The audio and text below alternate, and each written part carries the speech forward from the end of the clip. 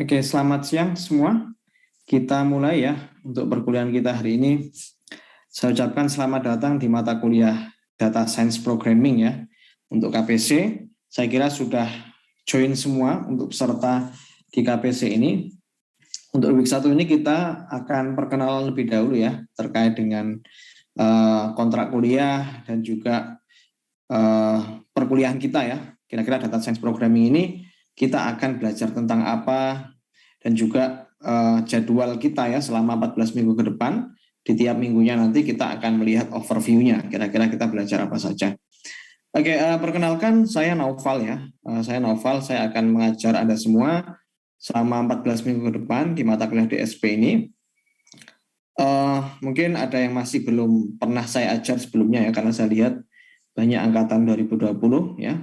Yang mungkin beberapa sudah ada yang pernah saya ajar, tapi kalau saya lihat namanya beberapa belum pernah saya ajar juga. Saya belum pernah tahu ya dari lihat nama-namanya nih. Oke, silakan Anda bisa turn on kameranya dulu ya, biar saya juga bisa mengingat ya Anda semua. Kemungkinan minggu depan kalau kuliah kita sudah offline gitu ya, kalau kuliah kita offline, jadi saya bisa familiar ya dengan wajah-wajah Anda semua ya. Tapi untuk perkuliahan kita ya minggu depan saya masih belum bisa pastikan ya apakah nanti full offline ya ataukah hybrid, itu nanti menunggu informasi dari fakultas ya. Oke. Nanti kita lihat saja minggu depan model perkuliahannya seperti apa, tapi yang pasti akan saya sampaikan ya beberapa hari sebelum perkuliahan kita di week kedua. Jadi nanti saya akan berikan informasi terkait dengan model perkuliahannya seperti apa. Oke ya. Oke ya, beberapa sudah nyalakan kamera. Ya, terima kasih yang sudah ikut berpartisipasi ya untuk turn on kameranya biar saya juga tahu ya wajah-wajah dari Anda semua. Saya lihat ada beberapa yang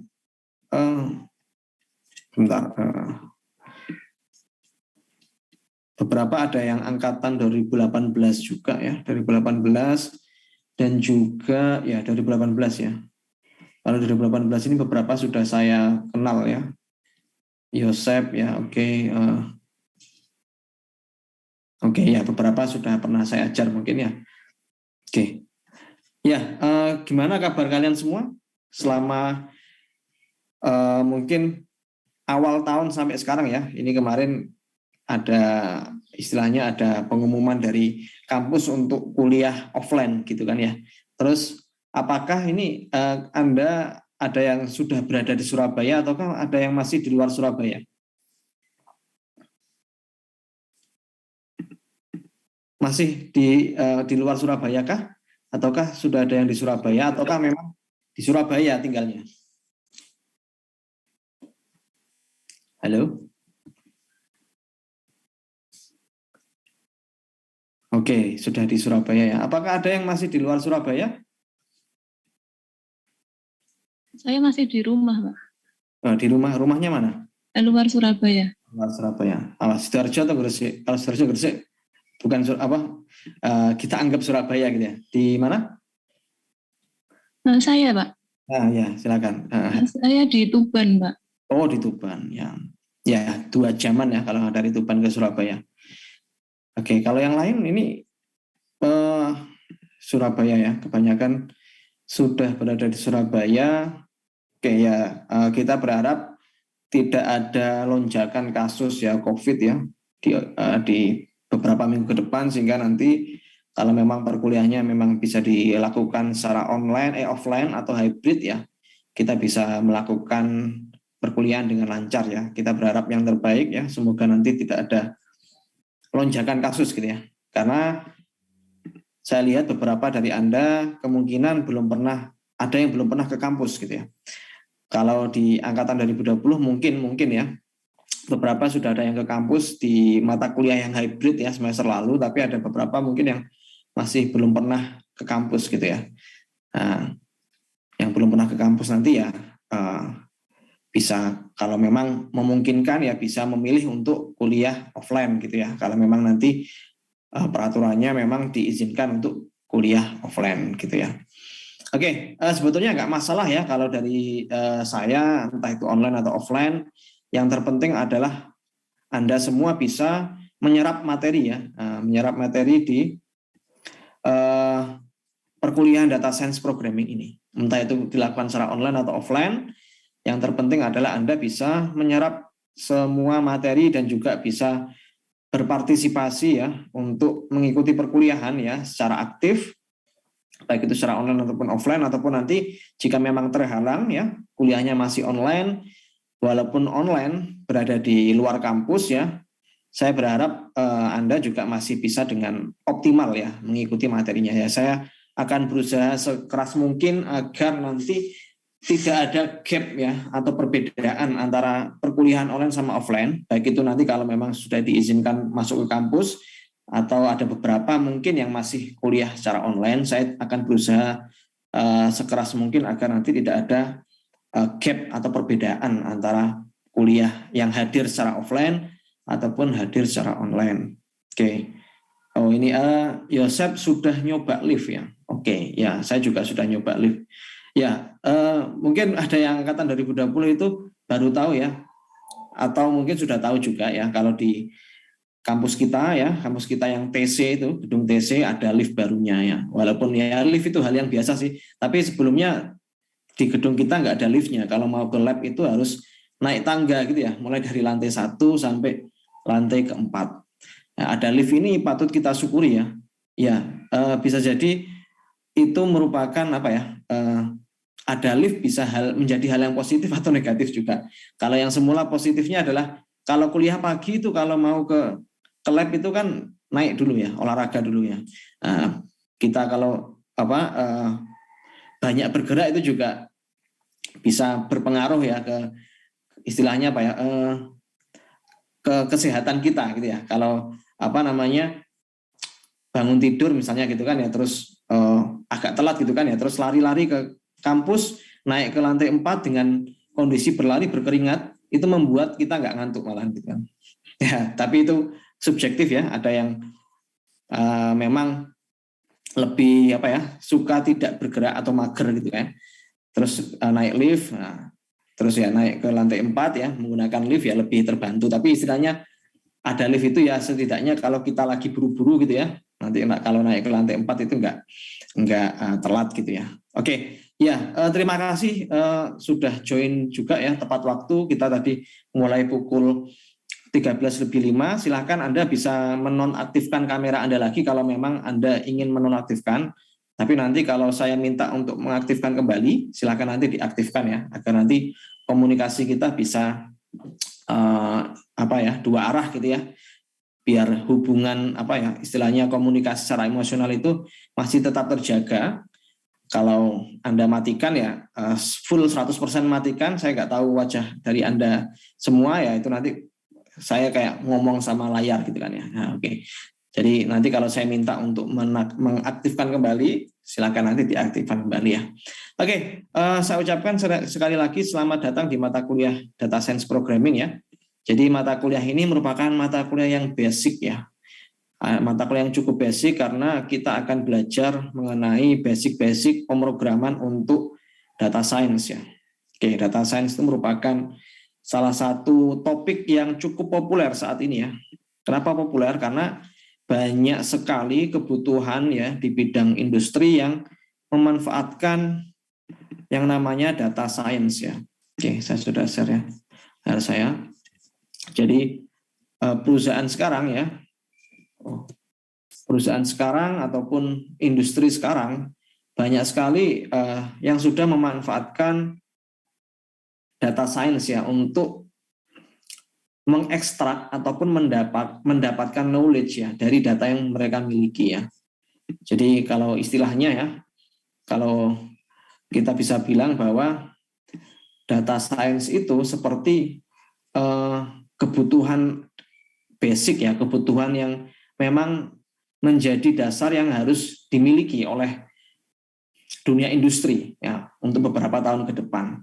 Karena data itu ibaratnya adalah sebuah resource yang sangat berharga bagi dunia industri. Entah apapun itu bidangnya ya, di bidang industri apapun, data science ini akan memberikan dampak yang signifikan. Tentunya dampak positif ya bagi dunia industri.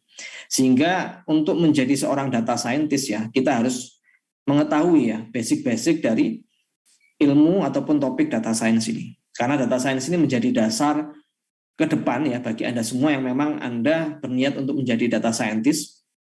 Ini menjadi dasar yang sangat penting bagi Anda agar Anda bisa mendalami terkait dengan data science ya.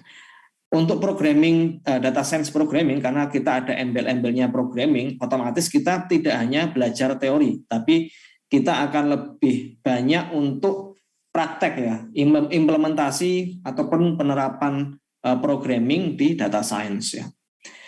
Kalau Anda lihat, saya lihat juga ya, beberapa dari Anda kemungkinan sudah ada yang mengambil mata kuliah yang di atasnya data science programming.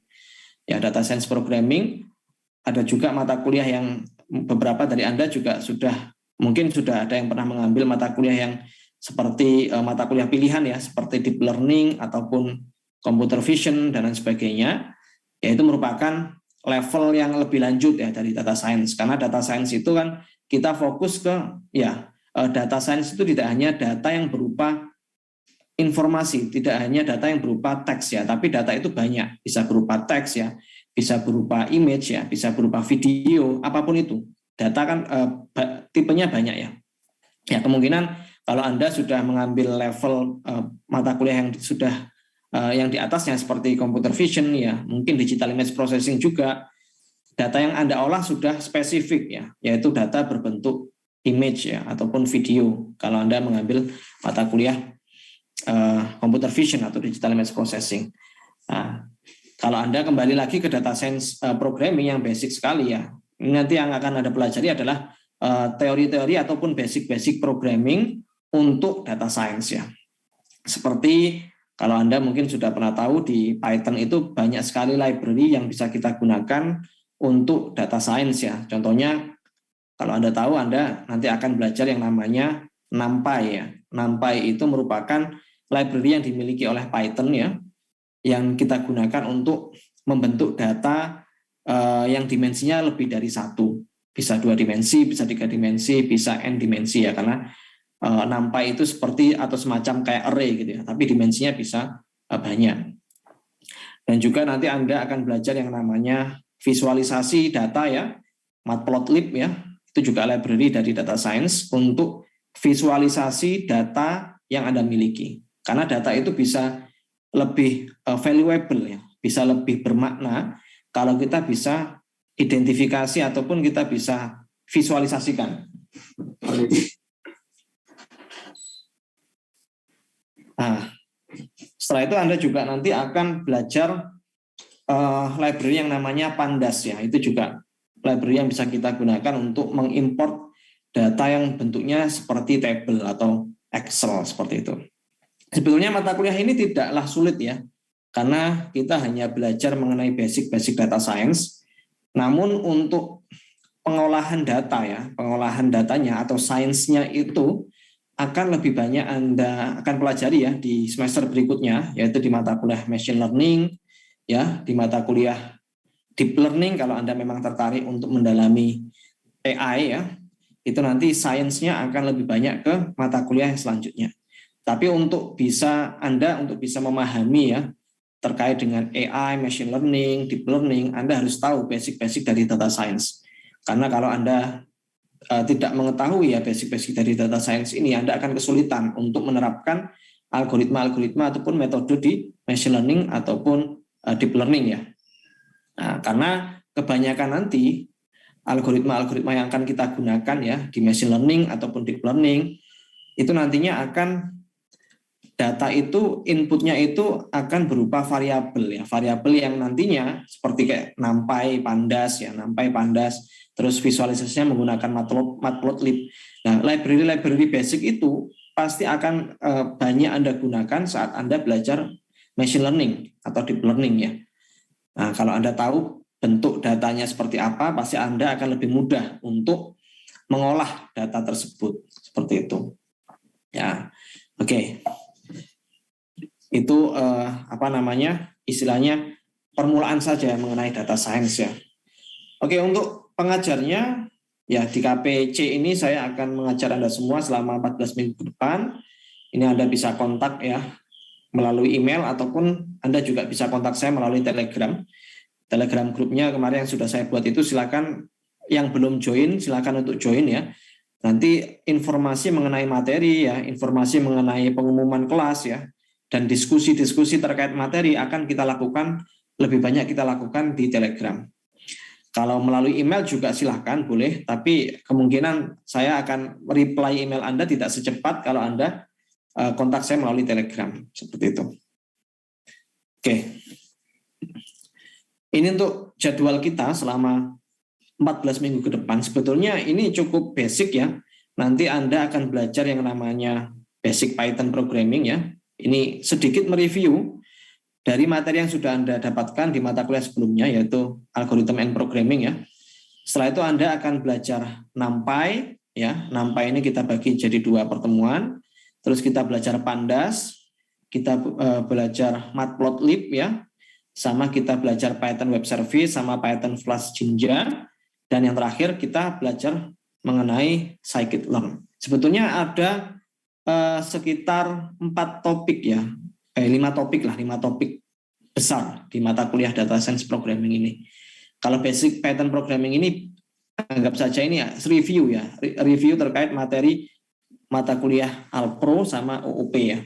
Sedangkan untuk materi yang akan kita pelajari secara mendetil ya, secara ya lebih mendalam di mata kuliah Data Science Programming ini, kita akan belajar yang namanya NumPy ya, Pandas, NumPy 1 ya, Pandas 2, Matplotlib 3, Python Web Service sama Python Flash Jinja ini saya anggap satu kesatuan ya, satu modul ya, 4, dan scikit-learn 5. Jadi ada 5 topik utama saja sebetulnya yang akan kita pelajari di mata kuliah Data Science Programming ini. Nah, di week 14 ini Anda nanti akan belajar mengenai scikit-learn. Ini merupakan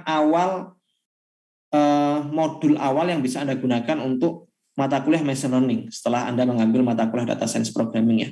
Karena scikit-learn ini library yang di dalamnya terdiri dari banyak sekali algoritma ya atau metode untuk mengolah data ya, untuk pengambilan keputusan, untuk menyelesaikan problem-problem menggunakan machine learning seperti klasifikasi ya, clustering ya, segmentation ya, regresi ya, dan lain sebagainya. Itu akan Anda gunakan di mata kuliah machine learning. Nah, jadi untuk mata kuliah Data Science Programming ini kita coba fokus dulu terkait dengan basic data ya, basic data. Jadi data nanti sebelum kita olah kita harus memahami dulu bagaimana data itu disimpan ya, bagaimana data itu dimanipulasi, bagaimana data itu divisualisasikan, tapi tidak sampai dengan pengambilan keputusan. Nah, pengambilan keputusannya untuk problem solvingnya itu nanti Anda akan pelajari di mata kuliah machine learning ya. Seperti nanti kasusnya untuk klasifikasi ya, kasusnya untuk regresi, untuk clustering dan sebagainya, itu nanti Anda akan pelajari di mata kuliah machine learning. Tapi untuk data science programming ini itu ibaratnya kita belajar dulu tentang basic ya, terkait dengan pengolahan data. Jadi data itu nanti kita olah, kita visualisasikan sebelum nanti kita gunakan untuk pengambilan keputusan. Nah, kalau Anda lihat di sini, materi yang akan kita pelajari ini tidak ada kaitannya dengan pengambilan keputusan seperti itu kan ya. Jadi kita coba basic dulu ya, basic mempelajari bagaimana cara data itu diolah, disimpan ya, yang nantinya data itu kita gunakan untuk pengambilan keputusan. Nah, untuk asesmennya seperti ini pembagiannya. Jadi ada NTS sama NHS, NTS-nya 20% exercise, 30%-nya quiz ya, dan 50%-nya nanti untuk midterm exam. Nah, midterm exam sama final exam, bobotnya 50% ya. Jadi kurang lebih sama antara NTS sama NHS. Dan Anda nantinya minimal harus lulus dengan nilai C ya di mata kuliah Data Science Programming ini. Kalau nilainya D, jadi Anda harus mengulang ya di mata kuliah Data Science Programming ini. Ya, entah semester depan atau semester depannya lagi.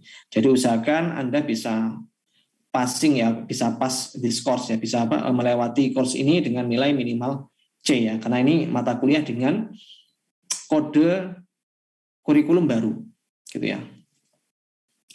Nah, untuk tools-nya ya, ini Anda bisa gunakan Jupyter Notebooks atau Google Colab. Kalau Anda menggunakan Jupyter Notebook, berarti nanti Anda harus menginstall terlebih dahulu Anaconda Navigator. Kalau info yang saya dapatkan, kalau nanti kita kuliah online, kuliah offline di kampus, komputer yang ada di lab kita itu semuanya sudah terinstall Anaconda Navigator. Jadi kalau Anda tidak membawa laptop ke kampus, ya Anda bisa gunakan komputer di kampus. Itu pun kalau Anda menggunakan Anaconda Navigator atau Jupyter Notebooks. Kalau Anda lebih nyaman menggunakan Google Colab ya, seperti yang sudah Anda pelajari di mata kuliah sebelumnya, Algorithm and Programming dan OOP ya, silakan Anda juga bisa menggunakan Google Colab. Ini hanyalah masalah tools untuk codingnya. Silakan Anda pilih yang menurut Anda lebih nyaman, seperti itu. Oke, sebelum kita mulai untuk course-nya, ini tadi kan masih perkenalan kontrak kuliah dan sebagainya. Mungkin ada pertanyaan?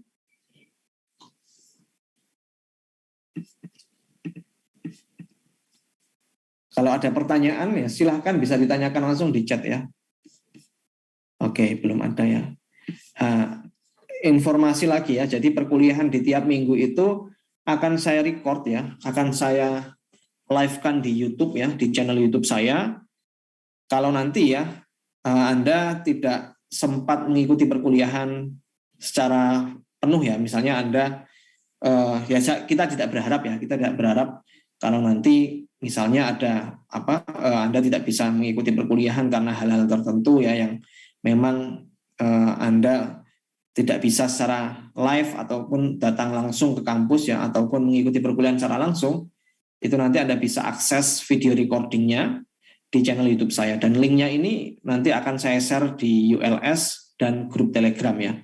Ya, itu nanti Anda bisa lihat recording videonya. Kalaupun nanti ada materi yang tertinggal ataupun Anda masih belum memahami ya, atau kemungkinan saya terlalu cepat untuk menjelaskan, Anda bisa akses video dari YouTube. Seperti itu. Oke. Linknya nanti akan saya share. Ini kalau Anda bisa simpan juga silakan, karena sekarang kan sudah saya live-kan di YouTube, itu nanti Anda bisa akses ya di sana. Oke. Oke, untuk week 1 ini outline-nya yang akan kita pelajari, kita akan belajar mengenai apa arti dari data, big data, dan berbagai macam challenge ataupun tantangan ke depannya terkait dengan data ini. Setelah kita tahu tentang data, kita akan belajar mengenai data science ya. Apa itu data science? Karena data itu kita akan olah menggunakan berbagai macam perhitungan atau statistik ya. Makanya kita sebut sebagai science ya. Science itu istilahnya kan data itu tidak hanya kita collect ya, tapi kita akan gali. Kita akan extract knowledge ya. Kita akan ekstrak informasi yang berharga di sana menggunakan berbagai macam metode. Makanya kita sebut sebagai data science. Dan ya mengapa data science ya? Kita akan lihat juga mengapa penting bagi kita untuk belajar data science. Dan orangnya dari data science ini, orang yang mengolah data menggunakan ilmu saintis ya, kita sebut sebagai data scientist ya. Nah, sama kalau kita umpamakan ya orang-orang yang kerjanya di lab ya, seperti orang yang belajar tentang mikrobiologi ya, istilahnya kan biologis gitu ya, biologis. Jadi orang yang memang dia mengolah data-data yang kaitannya dengan biologi gitu kan ya. Sama kalau Anda umpamakan di lab ya, kita akan mengolah data itu kita miliki, kita akan olah menggunakan ilmu-ilmu sains ya, sehingga nanti data itu bisa lebih valuable dan kita bisa mendapatkan insight ya, ataupun informasi yang berharga dari data itu. Dan major atau concentration di data science itu ya nanti kita juga akan lihat ke depannya nanti setelah Anda menguasai data science ya, kira-kira future-nya ya Anda nanti bisa menjadi apa ya, apakah nanti karir plan Anda seperti apa dan jenjang karirnya seperti apa, nanti kita akan coba lihat ya. Oke, karena kita belajar data science ya, otomatis data itu merupakan informasi utama kita. Data itu merupakan komponen yang wajib kita miliki. Kalau kita nggak punya data ya kita nggak bisa menjadi data scientist juga kan ya. Ya otomatis data itu kalau kita collect secara rapi ya, secara konsisten ya, otomatis kita punya bank data gitu kan ya. Dan data itu bisa didapatkan dari manapun ya. Contohnya kita bisa mendapatkan data itu dari web ya, dari e-commerce, data-data transaksi di e-commerce ya, ataupun transaksi finansial di bank ya, dan transaksi kredit ya, histori dari kredit itu semuanya kita bisa dapatkan dari pengolah yang memang berkaitan dengan data tersebut ya. Contohnya bank kredit transaksi ya, kita ngambil datanya dari bank ya. Kalau e-commerce ya berarti dari e-commerce company itu sendiri. Dan kita juga bisa mendapatkan data dari online trading dan purchasing ya, histori dari transaksi ataupun trading ya dari pengguna atau user. Nah, itu juga merupakan hal yang berharga bagi kita. Dan kita juga bisa mendapatkan data dari mana nih? Social network ya, dari media sosial seperti itu. Nah, selain ini ya, kira-kira mungkin Anda bisa menyebutkan ya data apa yang mungkin bisa menjadi berharga ke depannya. Contohnya ini kan ada data dari web ya, dari financial transaction, dari online trading ya, dari media sosial. Nah, mungkin Anda bisa menyebutkan data-data apa yang ada di sekitar Anda yang itu nantinya bisa menjadi data yang berharga. Ya silakan bisa tuliskan di kolom chat atau langsung ngomong juga nggak apa-apa. Selain yang disebutkan di sini ya, kira-kira data apa yang ada di sekitar Anda dan data itu kemungkinan bisa menjadi valuable akan berharga ya, akan bermanfaat ke depannya. Bisa disebutkan mungkin?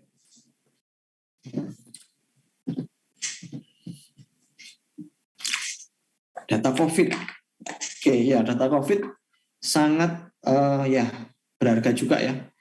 Data COVID ya, ada data yang kenaikan tiap minggu gitu ya.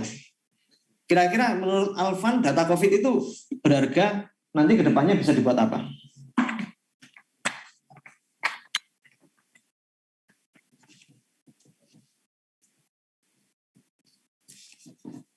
Silakan kalau mau speak langsung silakan Alvan. Kira-kira data COVID itu akan berguna ke depannya untuk apa kira-kira?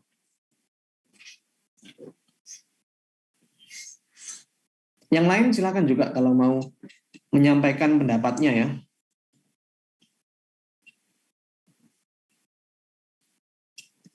Biar kita komunikasinya juga dua arah ya.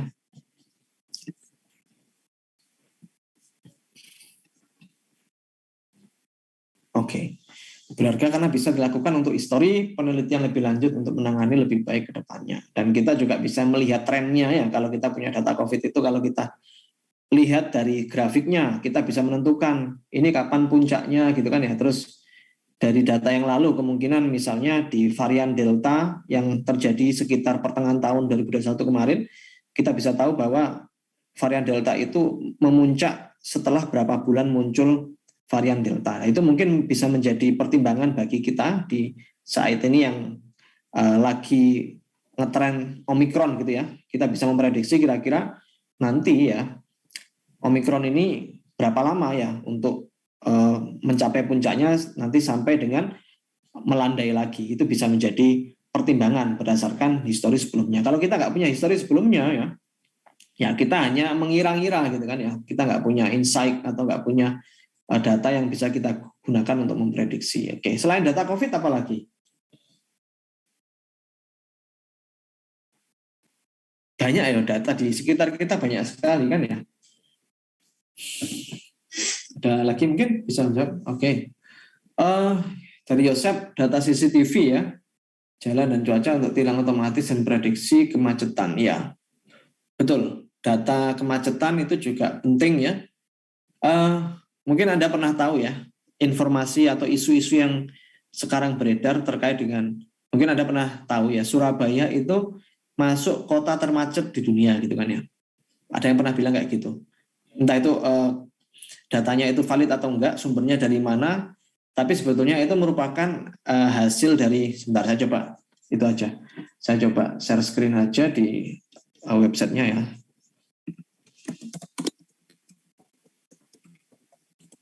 Saya pernah dapat infonya itu. Nah,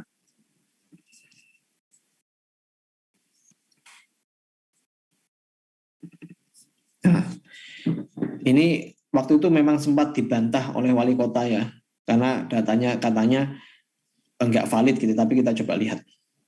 Nah, ini perusahaan analisis data berbasis di Washington, Amerika Serikat, namanya INRIX ya, hasil penelitian Global Traffic Scorecard ya. Daftar kota yang paling macet ya, katanya Surabaya nomor 1 se-Indonesia gitu kan ya. Nah, penilaian itu diukur dari hours lost in congestion ya, di jumlah waktu atau jam yang habis saat terjadinya kemacetan. Atau waktu yang hilang karena menghadapi kemacetan di Surabaya sebanyak 62 jam dari tahun sebelumnya yang hanya 58 jam. Anggapannya kalau kita selama 1 tahun ya, itu kita kehilangan 62 jam. Nah, 62 jam kalau kita bagi 12 sekitar 5 jam. 5 jam per bulan gitu ya. Kalau memang kita aktif keluar, ini kan rata-rata ya. Data-data seperti ini memang bisa dijadikan apa ya istilahnya itu data. Kalau kita punya data kemacetan ya, dari situ misalnya kita sudah kumpulkan dalam waktu 1 tahun, kita punya rata-ratanya 62 jam ya. Nah, berarti data ini bisa kita ukur ya, 62 jam itu kalau kita bagi menjadi 12 ya, bagi 12 kira-kira 5 jam, sekitar 5 jam kalau kita macet ya per bulannya. Nah, data seperti ini bisa bermanfaat ya untuk memprediksi atau meningkatkan bukan meningkatkan sih, untuk menentukan tingkat keparahan kemacetan ya di Surabaya. Yang kemungkinan data seperti ini tuh bisa dijadikan informasi yang bermanfaat bagi pemegang keputusan ya, atau ya pengambil keputusan, contohnya wali kota ya. Wali kota Surabaya tahu ini Surabaya macet ya berdasarkan survei bla bla bla.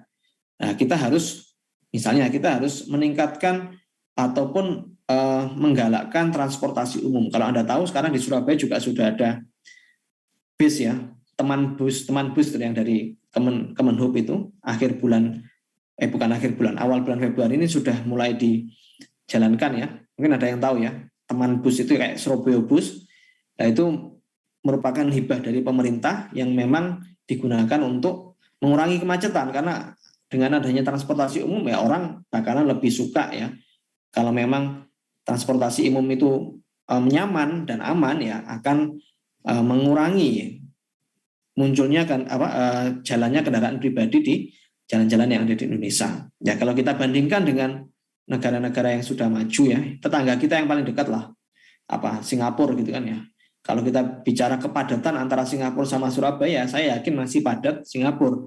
Tapi kemacetannya lebih macet mana? Macet Surabaya, karena di Singapura transportasi umumnya sudah memadai gitu kan ya. Bisa pakai MRT, bisa pakai bis ya gitu ya. Kalau di Surabaya kan belum ada. Nah, ini data seperti ini akan bermanfaat ya bagi pengambil keputusan ya untuk menentukan model-model transportasi seperti itu. Nah, ini salah satu contoh ya, kalau kita membahas satu jenis data saja pembahasan kita sudah cukup banyak. Ada yang lain lagi mungkin bisa menyebutkan data apa lagi yang bisa bermanfaat?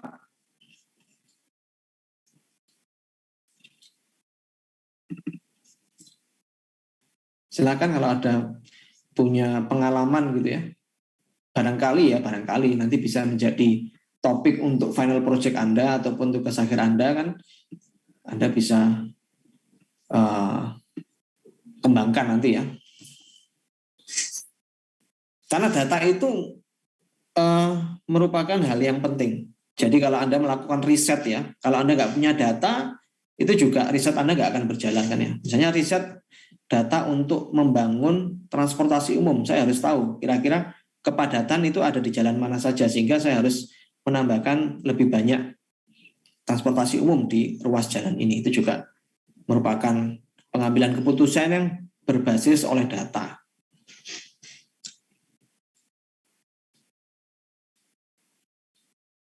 Ada lagi mungkin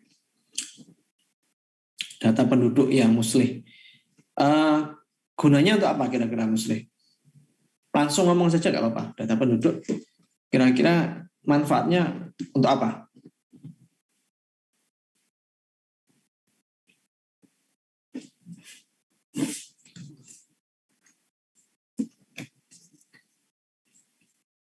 Kalau mau sebentar, ini saya nggak dengar atau memang nggak ada yang ngomong ya? Nah, Silakan Muslih, kira-kira data penduduk itu gunanya untuk apa?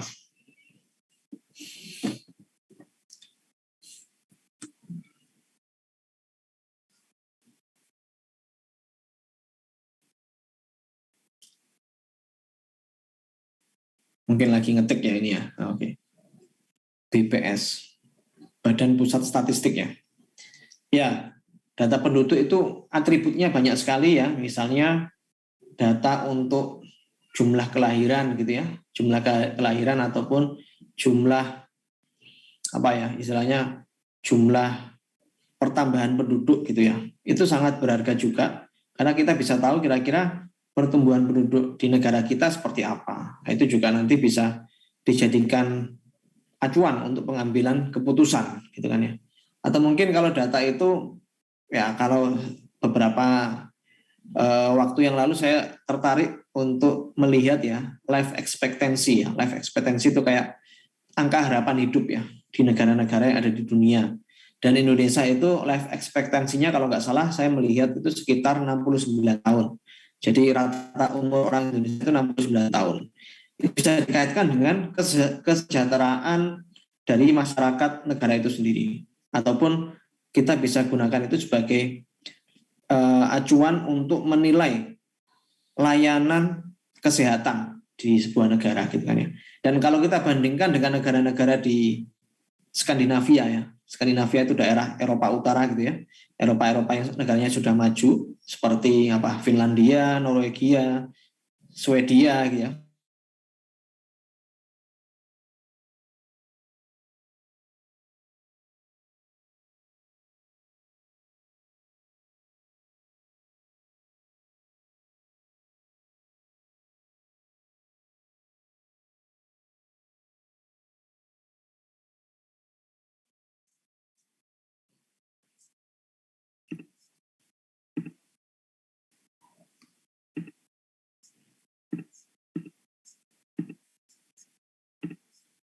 Halo? Iya, Pak. Ya, Ya, Pak. sorry, lampu mati. Di tempat saya lampu mati. Oke, sebentar saya coba. Sebentar ya, tunggu 3 menit dulu saya setup wifi saya dulu sebentar. Baik, Pak.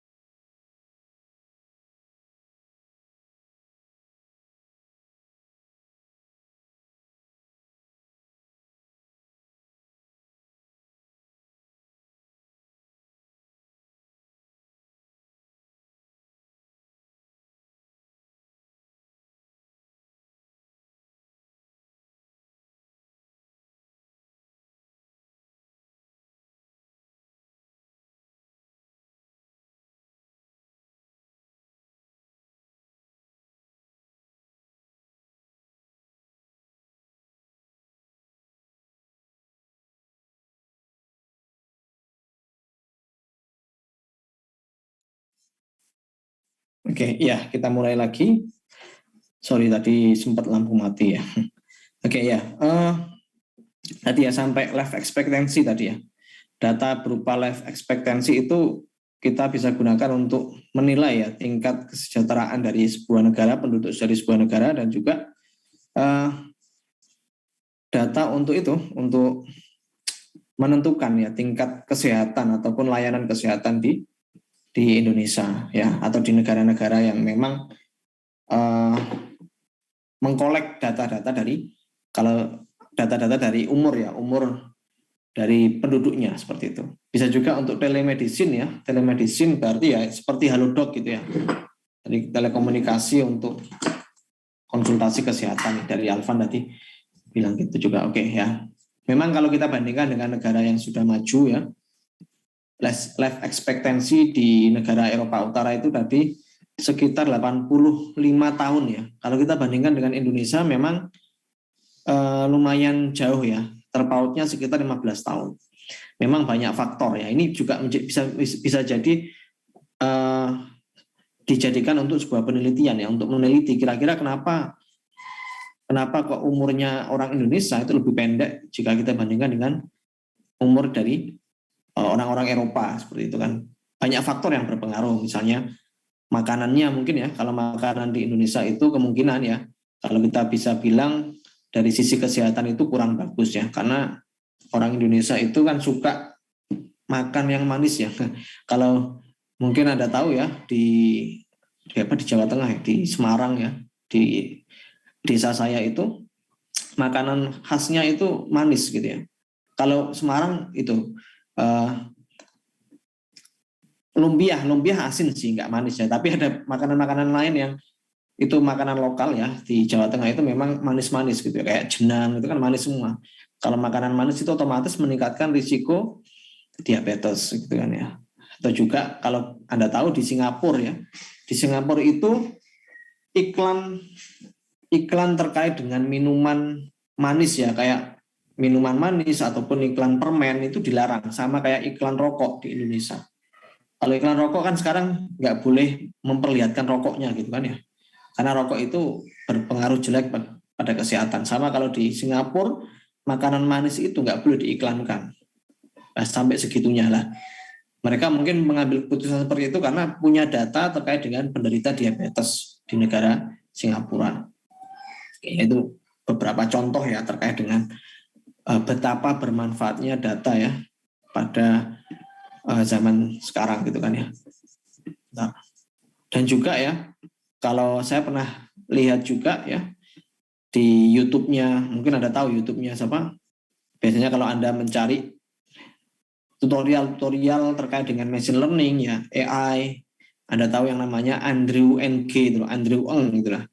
Itu juga bilang bahwa data itu seperti new electricity gitu kan ya. New electricity berarti ya data itu merupakan hal yang memang dimanfaatkan, yang dibutuhkan.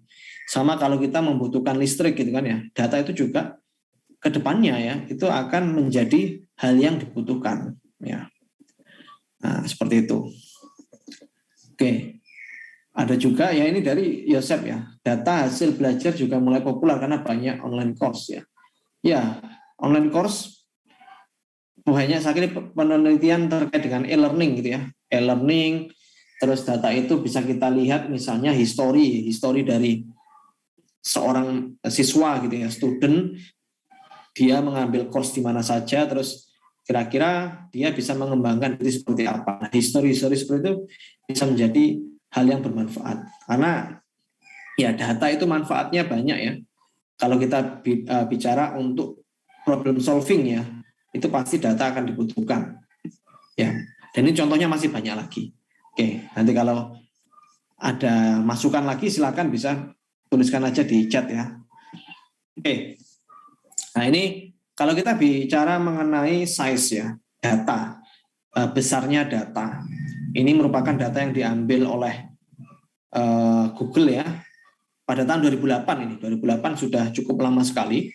Itu dia Google itu memproses data itu sekitar 20 petabyte. Petabyte itu 1 petabyte equal atau sama dengan 1000 terabyte.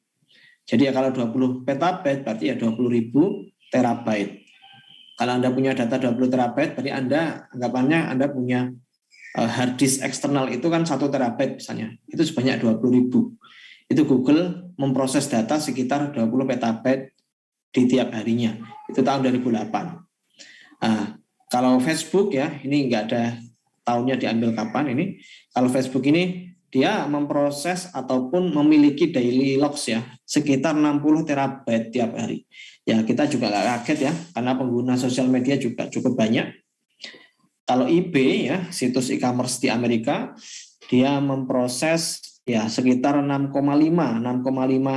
petabyte user data ditambah dengan 50 terabyte transaksi di tiap harinya. Diambil tahun 2009 bulan Mei. Nah, kalau 1000 Genomes Project ya, 1000 Genome Project ini kita coba lihat aja. Itu berupa apa?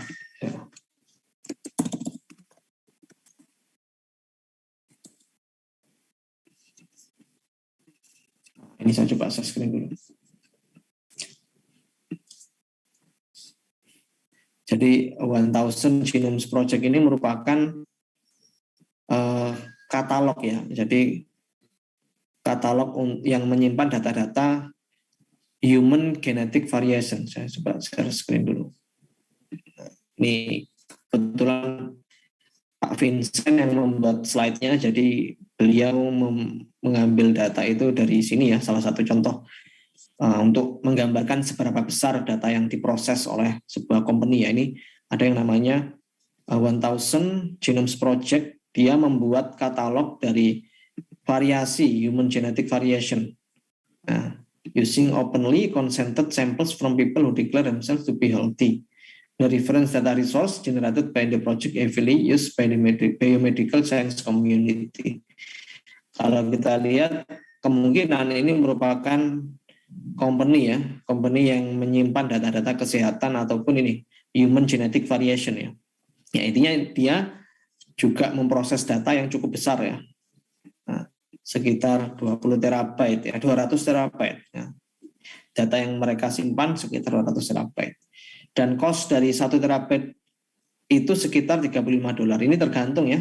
Kalau kita mungkin menggunakan cloud computing ya, nah, cost-nya untuk menyimpan data dalam bentuk ya soft file ya sebesar 1 terabyte itu sekitar rata-rata sekitar $35. Apakah murah atau mahal? Tergantung. Kalau kita bandingkan Google apakah cost 1 terabyte $35 itu murah? Pasti mereka bilang murah. Tapi kalau kita mungkin yang masih merintis sebuah startup company gitu ya, dengan cost seperti ini ya, padahal data kita tidak sebanyak ini ya, itu juga bisa dibilang mahal. Dan waktu untuk membaca 1 terabyte di situ sekitar 3 jam dengan kecepatan 100 megabyte per second. Ini juga relatif ya, karena perkembangan informasi sekarang ya, perkembangan teknologi sekarang, pastinya nanti cost dari 1 terabyte ini bisa menjadi lebih murah ke depannya. Dan waktu untuk membaca 1 terabyte di sini walaupun dia bilangnya 3 jam, dengan teknologi yang sekarang kemungkinan nanti akan terus menurun ya, waktu untuk membaca itu akan semakin cepat. Nah, kalau kita bicara data variety, data velocity sama data volume, artinya adalah kalau kita memiliki sebuah aplikasi, misalnya aplikasi mobile gitu kan ya, aplikasi mobile dan dia berjalan secara real time. Contohnya kalau kita lihat data real time itu seperti misalnya YouTube ya, Netflix gitu ya, itu datanya real time karena memang yang mengakses itu secara real time, atau yang memang benar-benar real time itu seperti kayak aplikasi komunikasi ya, seperti Zoom ya yang kita lakukan sekarang, terus video call menggunakan WhatsApp ya, menggunakan Telegram ya, dan lain sebagainya. Itu adalah real time. Jadi kalau real time itu pasti akan memiliki data volume yang semakin besar. Sama seperti Google juga ya. Google dia punya aplikasi yang real time seperti Gmail ya, aplikasi komunikasi, Google Meet, Gmail ya, dan lain sebagainya. Jalannya real time aplikasinya. Setiap saat pasti ada yang mengakses. Otomatis dia akan memiliki volume yang lebih besar.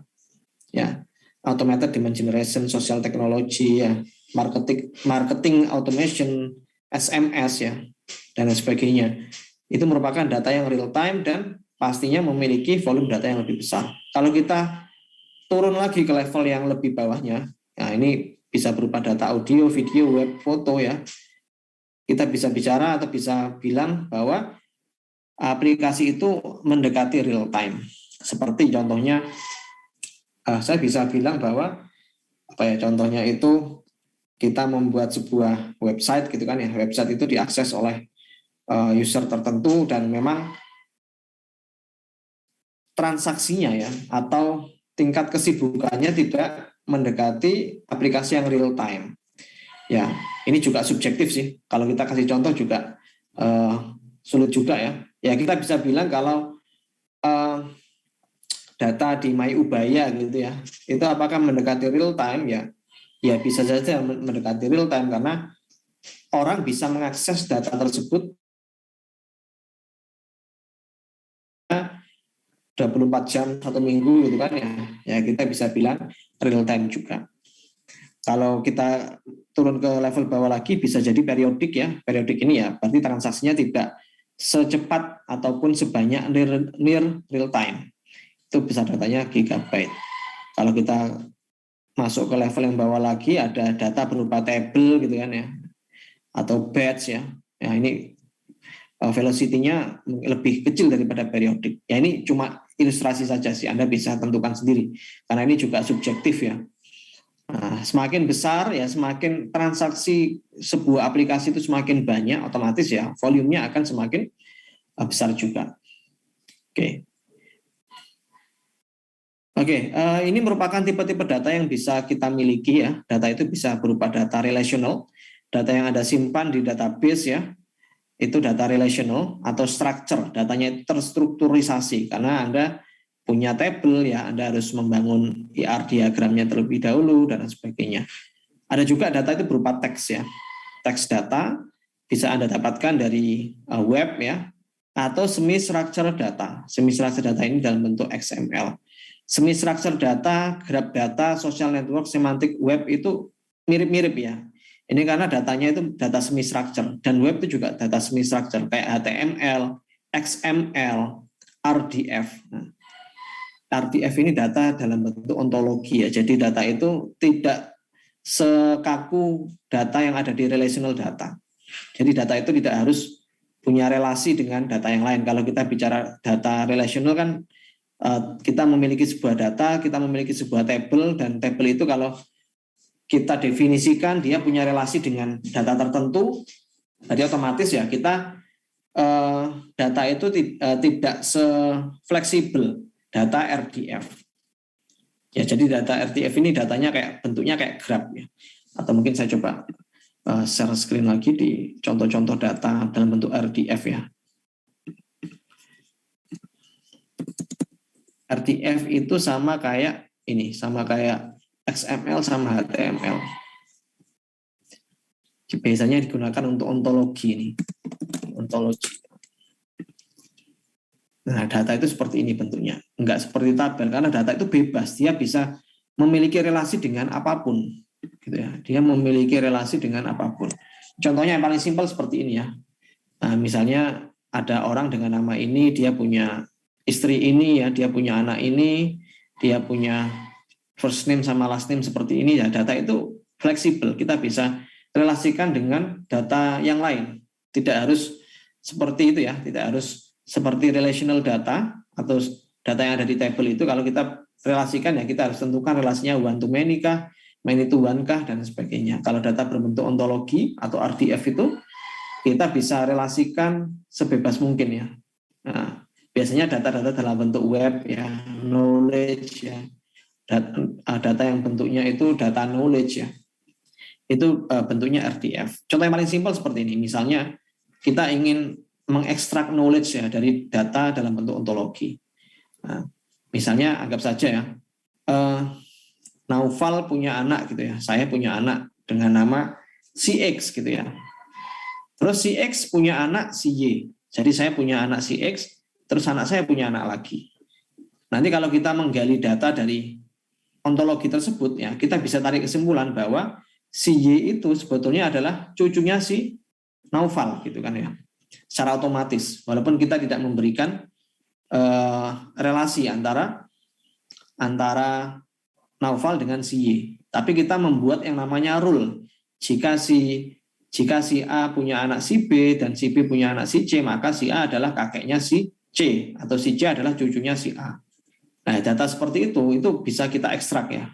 Knowledge-nya bisa kita ekstrak. Biasanya nanti Anda akan pelajari kalau nggak salah ya, mungkin Anda juga sudah pernah mengambil mata kuliah Natural Language Processing atau Intelligent Information Retrieval. Apakah diajarkan atau enggak? Ya, saya kurang tahu. Biasanya itu kaitannya dengan data berbentuk teks ya, knowledge. Seperti itu. Oke.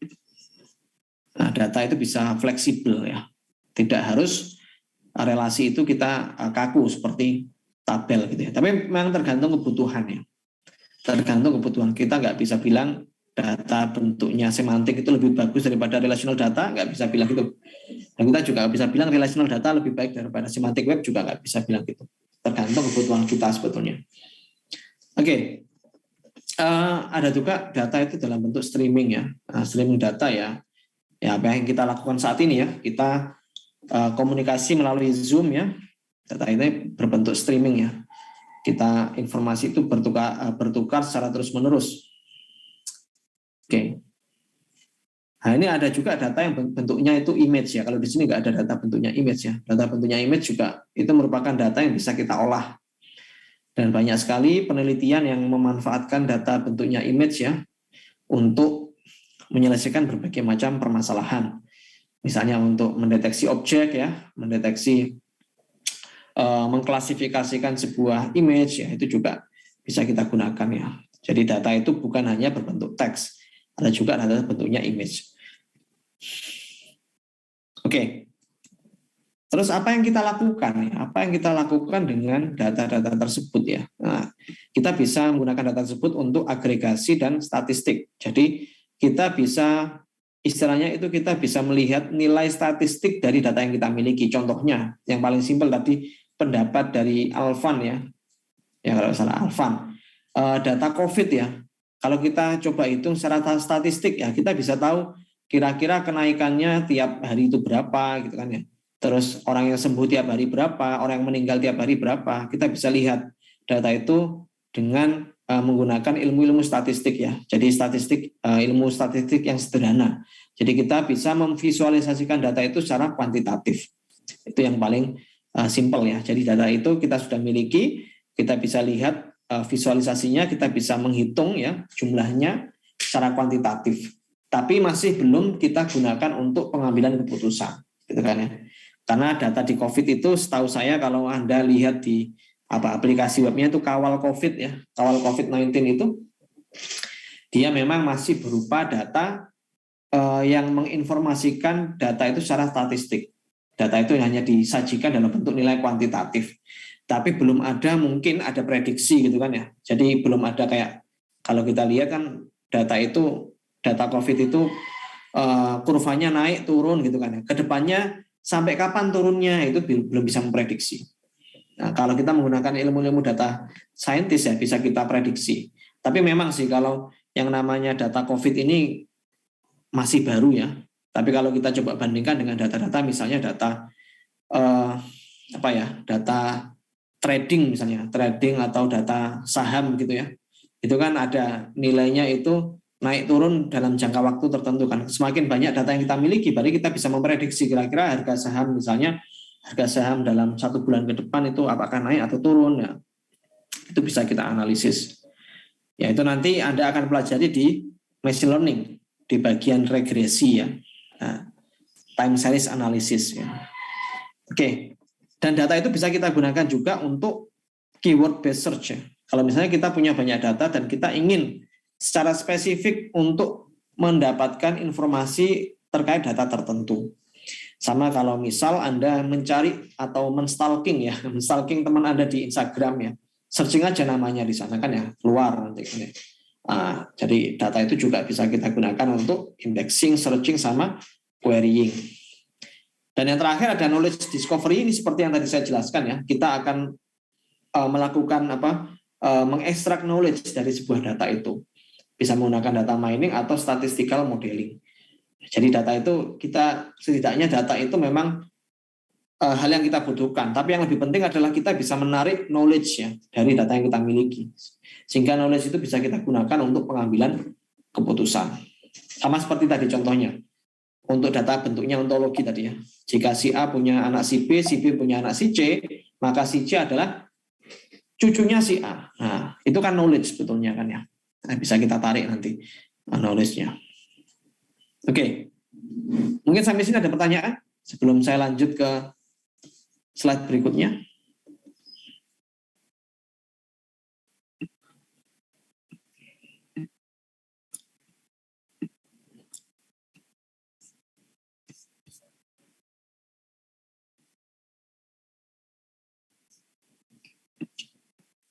Belum ada ya. Kalau belum ada saya lanjutkan. Oke, kalau kita lihat dari berbagai macam informasi ya, ini disebutkan bahwa data scientist itu adalah job yang dibutuhkan pada 10 tahun ke depan. Ya, bisa statisticians ya, dia bilangnya statisticians atau data scientist. Data scientist juga merupakan job yang kedepannya bakal banyak dibutuhkan. Nah, di dalam data science ini pastinya nanti Anda juga memerlukan ilmu-ilmu statistik ya, walaupun tidak harus semua ilmu statistik Anda kuasai, tapi setidaknya Anda tahu ya secara general ilmu statistik yang basic ya, seperti itu. Dan Amerika, United States ya akan membutuhkan sekitar 140.000 sampai dengan 190.000 predictive analis ya. Ya. Dan kurang lebih 1,5 juta manajer atau analis di tahun 2018. Dan ini dari New Data Science Institute ya, dia akan membuat atau merepurpose ya NYU, Columbia, Washington dan UCB ya. Dia akan repurpose ya, berarti dia mendesain ulang seperti itu ya. Jadi Data Science Institute itu dia akan mendesain ulang ya NYU, Columbia, Washington, UCB ini agar nantinya memanfaatkan yang namanya data. Oke, dan new degree programs, course, bootcamps ya. Jadi computer science ya, itu merupakan ini computer science sama big data science ini merupakan program yang nantinya itu akan dibutuhkan. Ini beberapa informasi saja dan kalau kita lihat nilainya tahunnya juga tahun 2018 kan ya. Sekarang juga bisa berubah lagi. Oke, jadi data science itu adalah sebuah area yang memanage ya, memanipulasi, mengekstrak ya dan menginterpretasikan knowledge ataupun pengetahuan dari sejumlah data. Semakin banyak ya data yang kita miliki ya semakin banyak knowledge yang bisa kita ekstrak dari sana. Dan data science ini merupakan studi yang multidisciplinary. Artinya adalah kalau Anda belajar data science, otomatis Anda juga belajar yang namanya matematika ya, statistik ya, dan AI ya. Itu kemungkinan Anda akan pelajari juga karena data science ini digunakan untuk menyelesaikan berbagai macam permasalahan. Semakin banyak masalah yang bisa dihadapi atau bisa diselesaikan otomatis ya ilmu tersebut akan lebih multidisiplin ya. Jadi akan berhubungan ataupun berinteraksi dengan field of study yang lain. Nah, yang tidak bisa kita pisahkan pastinya ilmu matematika dan statistik ya. Itu akan sangat bermanfaat bagi data scientist ya untuk ya menjalankan pekerjaannya. Dan data science itu bisa kita terapkan kepada banyak jenis data, baik itu big data ataupun small data. Kita bisa manfaatkan ilmu data science ini untuk mengekstrak knowledge padanya ya. Jadi nggak harus big data ya. Data yang kecil pun bisa kita olah menggunakan ilmu data science. Berapa thresholdnya bisa kita bilang ini big data atau enggak, ya itu juga subjektif ya. Jadi tergantung data yang kita miliki dan problem yang mau kita selesaikan. Oke.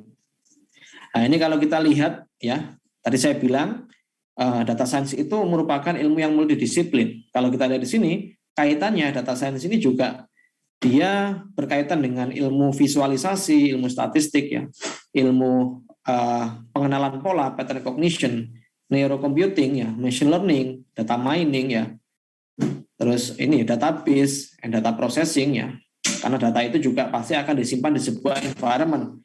Data science ini juga akan berhubungan dengan database. Dan data science ini kita bisa gunakan untuk menganalisis bisnis ya, terus menentukan strategi bisnis apa yang cocok ya. Kita bisa gunakan untuk mengekstrak knowledge ya. Kita bisa gunakan untuk ya data yang sudah kita miliki kita gunakan untuk berkomunikasi ya. Presentation ya, inquisitiveness, dan yang terakhir pastinya problem solving. Jadi intinya adalah data science ini multidisiplin. Di mata kuliah ini data science programming ya, karena ada embel-embel programmingnya, jadi kita akan lebih banyak untuk mengimplementasikan ya, menggunakan coding. Oke, ya pastinya data scientist itu juga bisa ilmu programming ya pastinya ya. Jadi data scientist tapi nggak bisa ngoding juga ya, itu bukan data scientist ya, tapi data analis itu. Nanti ada bedanya antara data scientist sama analis.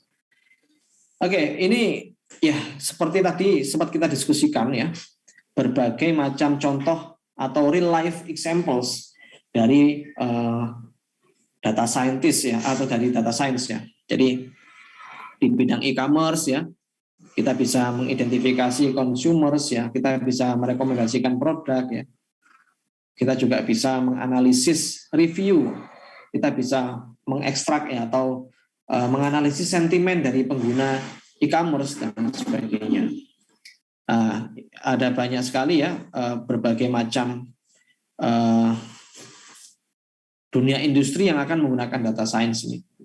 Di bidang perbankan ya, manufacturing, ini untuk memprediksi potensial problem ya, mengautomatisasi manufacturing units ya, mendeteksi anomali dan sebagainya. Di bidang transportasi juga pastinya sangat bermanfaat ya data scientist ini untuk seperti yang tadi dicontohkan oleh sahabat tadi ya, oleh Yosep tadi ya, kita bisa menganalisis tingkat kemacetan gitu ya dari sebuah kota gitu kan ya. Nah itu bisa nantinya bisa digunakan untuk ambil keputusan. Di bidang healthcare ya, ini yang salah satu yang cukup banyak ya, apalagi saat ini kita sedang berada di situasi pandemi ya.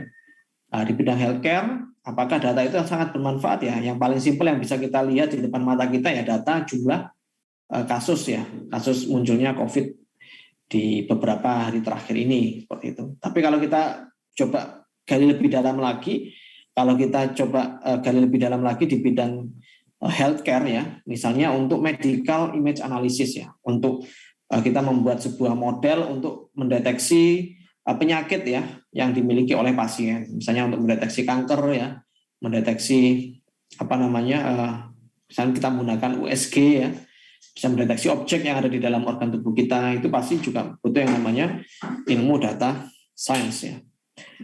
Dan masih banyak lagi contohnya ya, karena kita tidak mungkin sebutkan satu persatu, tapi kalau kita kaitkan di sebuah permasalahan ya, misalnya ada sebuah dunia industri yang memiliki problem, terus kita coba kaitkan dengan data science, pasti nanti ada benang merahnya seperti itu. Karena semua itu data adalah yang hal yang sangat basic atau sangat dibutuhkan ya bagi dunia industri untuk pengambilan keputusan. Nah, misalnya kita coba bicara di lingkungan yang terdekat dengan kita ya, di kampus gitu ya. Banyak sekali data-data yang Anda bisa dapatkan dari kampus kita, misalnya data terkait dengan terkait dengan indeks prestasi kumulatif IPK atau IPS ya. IPK dan IPS dari mahasiswa informatika Ubaya. Kita bisa lihat trennya gitu kan ya. Apakah pembelajaran online itu berdampak positif atau negatif ya? Kita coba kaitkan. Ya, kita coba lihat pembelajaran online itu berdampak positif atau negatif sih ke nilai mahasiswa atau IPK mahasiswa. Nah, karena kita tidak tahu evaluasi seperti apa kan ya. Untuk mengevaluasi apakah pembelajaran online itu efektif atau tidak ya, kita bisa coba kaitkan dengan melihat tren nilai mahasiswa gitu ya selama situasi pembelajaran online ini mulai tahun 2020 awal sampai dengan 2022 awal ini. Nah, kita bisa lihat kalau mungkin data itu bias ya, data itu bias. Data IPK itu tidak menjadi tidak 100% mempengaruhi atau tidak 100% berpengaruh ke efektivitas pembelajaran online. Ya, kita coba bisa lihat juga, kita coba kaitkan misalnya dengan IPK dosen, karena dosen juga punya IPK gitu kan ya. Mahasiswa secara bebas bisa mengomentari ya performa dari dosen pengajarnya. Kita coba kaitkan apakah IPK dosennya itu juga ikut turun selama pembelajaran online. Kalau ternyata naik ya, IPK dosennya naik, IP mahasiswa juga naik ya, ya bisa kita tarik kesimpulan awal bahwa pembelajaran online yang dilakukan oleh Ubaya ini cukup membantu ya, cukup signifikan, cukup positif lah gitu. Bisa mengambil keputusan seperti itu pasti harus ada data pendukungnya gitu kan ya. Nah, itu nantinya bisa dijadikan evaluasi juga. Oke. Itu di bidang pendidikan karena kebetulan di sini tidak ada pendidikan ya di real life examples-nya. Oke. Mungkin Anda bisa menebak ya. Nah, ini saya coba biar interaktif ya. Ini kita bicara tentang data scientist, orang yang berkecimpung di data science ya. Ini disebutkan bahwa di abad 21 itu data scientist adalah salah satu job yang seksi gitu ya. Job yang sangat dibutuhkan oleh dunia industri. Nah, pasti kalau kita bicara pekerjaan itu kaitannya dengan salari atau gaji. Silakan coba Anda tebak tanpa harus melihat di internet ya. Kira-kira salari atau gaji dari seorang data scientist itu kisarannya berapa juta sampai berapa juta di Indonesia. Nah, Anda coba bisa tuliskan ya. Jangan lihat Google dulu. Jangan searching di Google dulu ya. Nanti kita coba bandingkan ya. Kira-kira prediksi Anda berapa juta sampai berapa juta. Setelah itu nanti kita coba cari di Google. Kira-kira rata-rata pendapatannya berapa. Oke, dari ada yang bilang 100 juta. Wah. 10 sampai 100 juta. Oke ya, silakan. 10-20 juta, silakan. Tulis terus saja. Nanti kita coba lihat yang paling dekat kira-kira berapa. Yang pasti data scientist itu gajinya, levelnya beda dengan programmer ya. Kita nggak bisa bandingkan gajinya programmer dengan data scientist ya, karena data scientist itu levelnya di atas programmer pastinya. Oke, ada yang bilang 20 sampai 25, oke. Nanti kita coba cek di situs Glassdoor ya. Glassdoor itu biasanya kita gunakan untuk itu mengecek gitu ya gaji dari pekerjaan tertentu. Oke, 30 juta.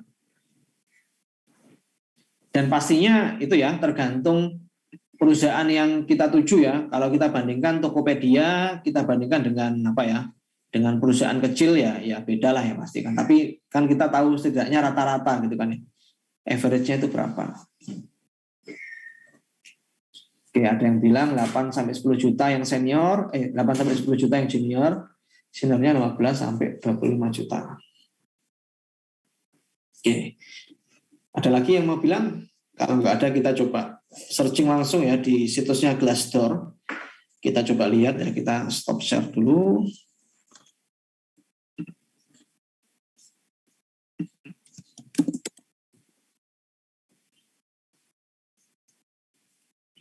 Oke, saya coba share screen.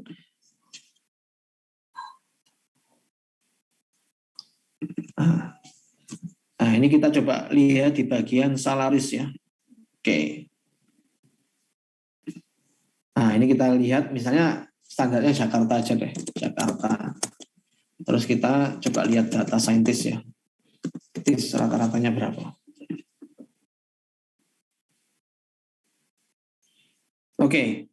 Kalau secara keseluruhan ya, ini rata-ratanya itu sekitar 12 juta gitu ya. Nah, 12 jutaan. Ini rata-rata ya. Jadi perusahaan besar, kecil itu jadikan satu. Tapi rata-rata kalau di Jakarta itu sekitar 12 million ya. Ya, kalau kita bandingkan dengan kalau gaji di luar Indonesia ya itu ya kecil lah ya. Tapi ini average-nya antara 1 sampai 41 juta. Jadi maksimal ada yang posting dia dapat gaji sekitar 40 juta per bulan. Dengan rata-rata 12 million per bulan ya. kalau kita coba lihat ya, yang employee-nya banyak lah, anggap saja yang employee-nya lebih dari 5.000. Itu sekitar ini. Scientist itu gajinya 17 juta. Senior data scientist gajinya 17 juta, cukup itu ya. Kalau di Indonesia cukup lah ya, cukup tinggi ya. Bisa kita bilang gajinya di atas rata-rata. Ini bisa lihat. Kalau di Bukalapak, ini ada yang bilang dapat 11 juta ya, Tokopedia. Ini kok Telkom kok 1 juta, ini kayaknya datanya nggak valid ya. Itu intern, Pak. Sebentar. Income per bulan kan? Oh ini apa? Oh income atau outcome ini sebentar. Oh enggak, itu di tulisannya di bawahnya Indonesia Telkom. Yang mana? Sorry, yang mana Yosef? Data scientist garis monthly intern. Oh monthly intern ya. Oh iya ya, monthly intern ya. Internship ya dia ya. Oke. Oke, tapi kalau ini yang monthly-nya sekitar ini 7 juta ya. Kalau di Telkom Tokopedia 14 jutaan. Ya, terus Telkomsel wah tinggi nih, Telkomsel 20 jutaan. Gojek 25, ya Traveloka 25.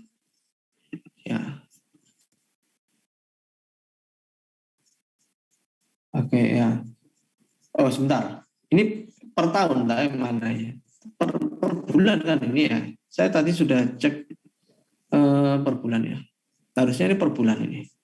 Oh ini oh iya per year. Ya. Kok per year ya? Kalau per year ya ini harusnya per month sih. Kalau per bentar, ini masa Glassdoor ini salah ya untuk itunya.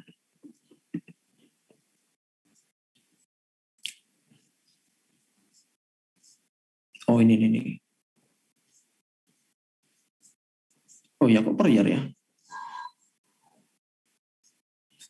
Ini kayaknya datanya nggak valid yang ini. Tapi kalau ini per month yang ini yang bawah ini. Atau gini aja deh, kita coba kembali, kita coba bandingkan dengan negara tetangga kita ya, Singapura ya.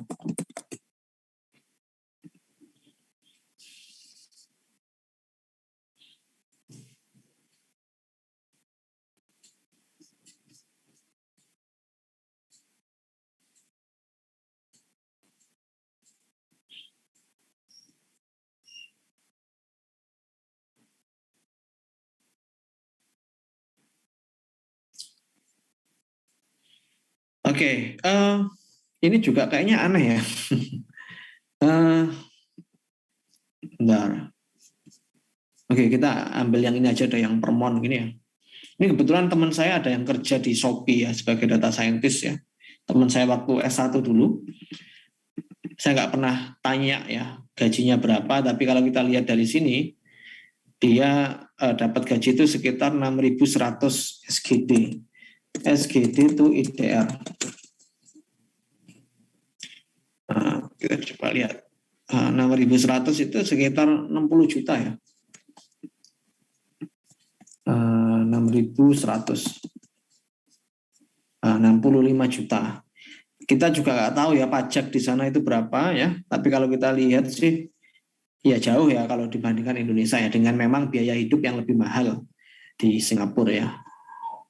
Oke, ini ya yang sekarang lagi populer itu mungkin Anda pernah tahu tentang Ainun Najib itu ya, yang orang Gresik yang sekarang kerjanya di Singapura, yang diminta pulang sama Jokowi itu kan ya.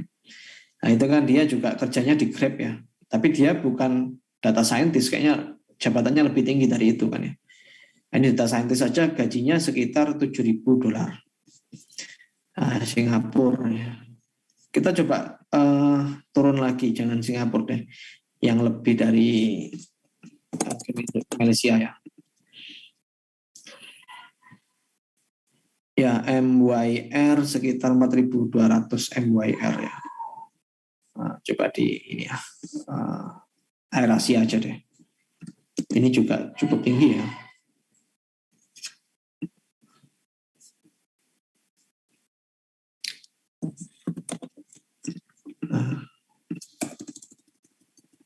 Kayaknya masih besaran di itu.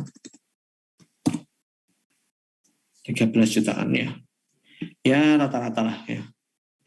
Tapi kalau di Indonesia tadi ya ada yang masih di bawah 10 ya. Ya ini kalau Anda biasanya kan gaji itu merupakan hal pertimbangan utama ya untuk karir Anda ke depannya gitu kan. Ya, Anda bisa cari di Glassdoor ini. Kita bilang Indonesia aja deh, nggak harus Jakarta, Indonesia gitu aja. Ya, mungkin typo ya. Oh, itunya. Oke, coba Filipina ya. Oke, nanti Filipina kita coba lihat. Ya, ini ya sekitar segini ya. Kalau di Indonesia itu ya cukup tinggi ya. Kalau Anda tertarik untuk bekerja sebagai data scientist, ya ini bisa jadikan pertimbangan. Coba ya Filipina. Oke, kita coba lihat Filipina. Kenapa kok Filipina? Kepikiran Filipina. Memang Ardini pengen kerja di Filipina ya? Katanya Filipina itu mirip Indonesia sih. Oh gitu ya. Oh iya. Oke. Ini Philippine Peso kalau nggak salah. PHP itu peso ya. Oh kok ini per year ini ya. Oke, kita coba lihat PHP.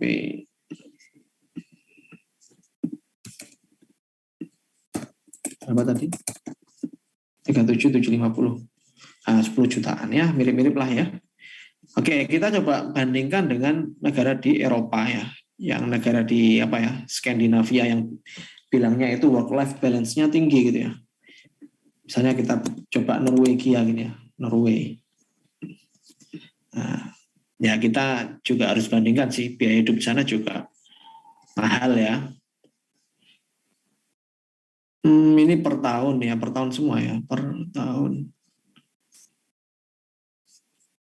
Oke, nggak apa-apa, per tahunan kita bisa bagi per 12 ya.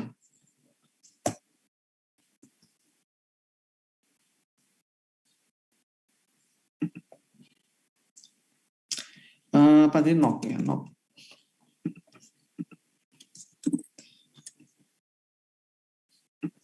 Wah, 1,3 miliar per tahun, berarti rata-rata sebulan gajinya 100 ya. 100 sudah. Ya, nanti kalau tertarik ya silakan bisa bekerja di data scientist ya, entah di manapun ya. Yang penting kan Anda ikuti passion Anda. Gitu kan. Ya ini oke ya memang itu sih jauh sih ya. Kalau di negara-negara Asia Tenggara ini kayaknya masih jauh ya kalau kita bandingkan dengan di Europe ya. Ya dengan ketentuan memang biaya hidup di sana juga mahal gitu kan ya, nggak bisa kita bandingkan apple to apple kan ya. Oke. Yang penting ada jenjang karir ya. Jenjang karir yang memang bagus buat Anda. Ya, nantinya itu bisa bukan cuma melulu gaji tapi kan jenjang karir ya. Anda bisa mengeksplor, mengextend ya kemampuan Anda untuk terus berinovasi, itu juga penting ya. Oke, kita coba kembali lagi. Kita sudah tahu gajinya kan ya. Nanti biar sebagai motivasi saja. Nanti kalau Anda memang tertarik untuk menjadi data scientist, Anda bisa melamar gitu ya, melamar di perusahaan-perusahaan yang memang membutuhkan data scientist ya. Ya nggak usah istilahnya nggak usah naif ya. Memang kalau pekerjaan tentang information technology ya, jenjang karirnya pasti lebih bagus di luar Indonesia karena ya kita bukan menjelek-jelekan negara kita, tapi ya memang itu faktanya gitu ya. Kalau bilang masalah gaji ya bilang masalah jenjang karir ya itu lebih bagus ya kalau di luar Indonesia. Oke. Jadi data scientist ini adalah kunci untuk merealisasikan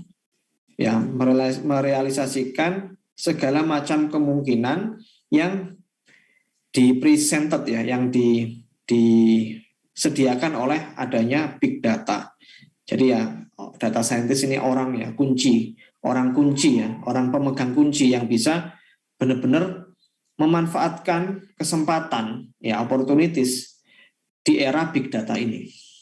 Ya, karena data scientist ini akan ya menstrukturisasi data itu ya, terus mencari ya polanya ya, dan akan memberikan advice kepada pemangku kepentingan ya terkait dengan produknya, prosesnya, dan decision-nya.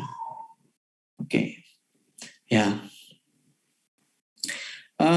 Ya, ini perbedaan antara data scientist, engineers, dan analyst ya. Jadi sebetulnya ada job lain ya selain data scientist, ada juga data engineers sama data analyst. Tadi data scientist kan kita sudah tahu ya apa itu data scientist. Sedangkan data engineers ini dia lebih ke arah itu mempersiapkan environment ya atau peralatan untuk data scientist. Contohnya misalnya data scientist itu ingin mengembangkan sebuah model atau algoritma ya, yang mana algoritma itu butuh yang namanya running di komputer dengan spek tertentu. Nah, misalnya kalau kita bicara deep learning ya, deep learning menggunakan GPU misalnya ya, karena deep learning itu merupakan salah satu algoritma di AI yang memang membutuhkan komputasi yang mahal. Data engineer itu tugasnya adalah mendevelop ya environment atau fasilitas ya yang dibutuhkan oleh data scientist. Jadi dia lebih ke arah pemahamannya terkait dengan hardware-nya ya, terus environment di mana algoritma itu berjalan ya, running ya. Walaupun seperti itu, data engineers itu juga harus menguasai setidaknya programming, matematik, sama big data ya. Ya, karena big data juga butuh yang namanya environment kan ya. Oke. Sedangkan data analis ini yang hampir mirip dengan data scientist ya. Tapi kalau data analis ini sepertinya dia tidak sedetail seperti data scientist. Jadi data analis itu dia hanya mempresentasikan data. Data itu sudah kita miliki ya, sudah dimiliki, tapi dia tidak bisa mengekstrak knowledge di sana. Tapi dia hanya memvisualisasikan seperti itu. Jadi dia kalau data scientist kan dia sampai mendevelop sebuah algoritma ya, mendevelop sebuah model machine learning, model deep learning, itu tugasnya data scientist. Kalau data analis tidak sampai situ. Dia mungkin mentok di visualisasi ya, terus di statistik ya, representasi data dalam bentuk statistik, tapi tidak sampai mendevelop model machine learning atau model deep learning. Jadi kalau kita coba bandingkan ya, kita kembali ke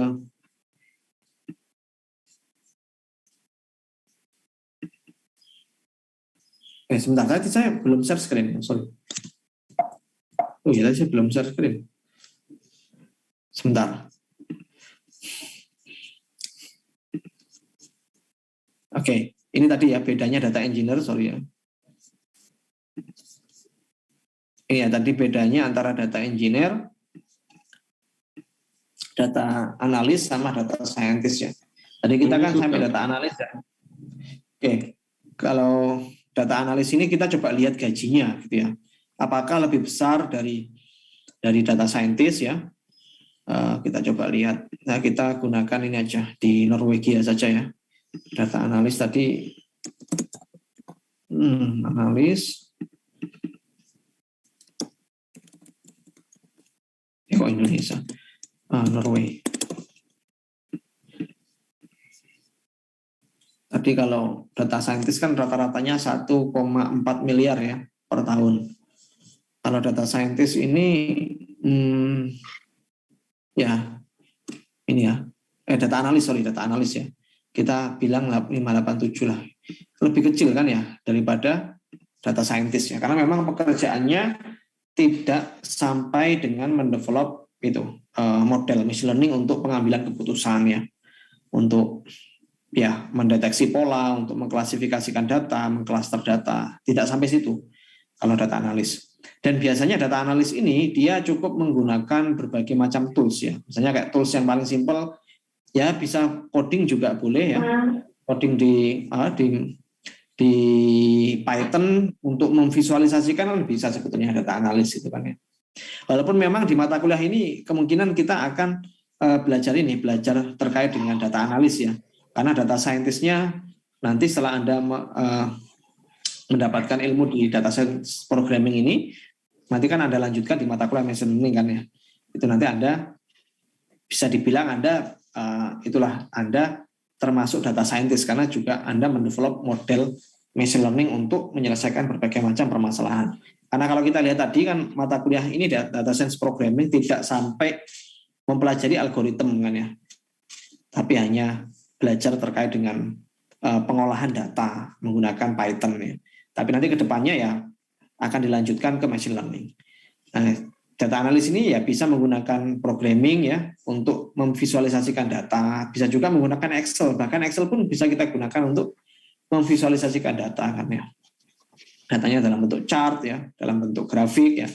Kita bisa gunakan berbagai macam tools. Nah, ini gaji antara analis sama saintis ya.